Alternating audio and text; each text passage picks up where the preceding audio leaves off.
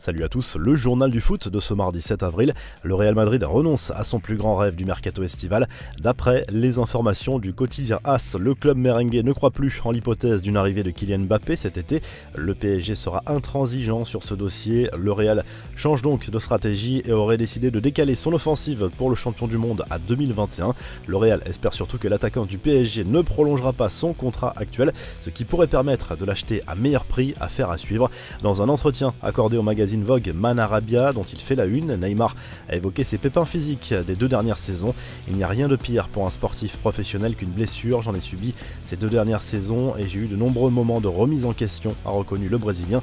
Dans cette interview, Neymar évoque aussi le décès de Kobe Bryant. Sa mort m'a beaucoup affecté car nos vies avaient beaucoup en commun. Lorsque vous rencontrez la personne derrière l'athlète, cela crée une relation différente. Avec Kobe, c'était très spécial. Le sport et la société ont perdu un grand homme, a confié la star parisienne. Mathieu Valbuena, vexé de sa défaite contre Dimitri Payet, mais content du résultat d'un sondage pour élire l'Olympien de la décennie.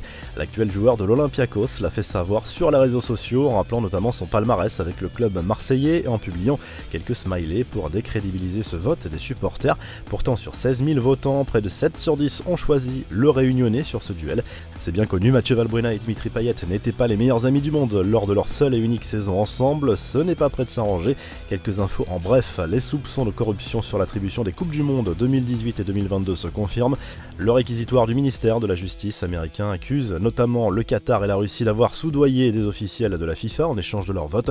À l'époque, les États-Unis et l'Angleterre, candidats pour accueillir les compétitions, avaient rapidement eu des soupçons sur les conditions d'attribution de l'organisation de ces Coupes du Monde. Selon les informations du Parisien, l'UEFA étudierait la possibilité de terminer l'édition 2020 de la Ligue des Champions au mois d'août. Certains médias européens ont déjà évoqué cette hypothèse. L'UEFA analyse actuellement toutes les options pour terminer les saisons des championnats nationaux et des compétitions européennes. Rien n'est arrêté, mais la compétition phare de l'UEFA pourrait reprendre et se terminer en août. La mort de Radomir Antić à l'âge de 71 ans, c'est une légende en Serbie et en Espagne.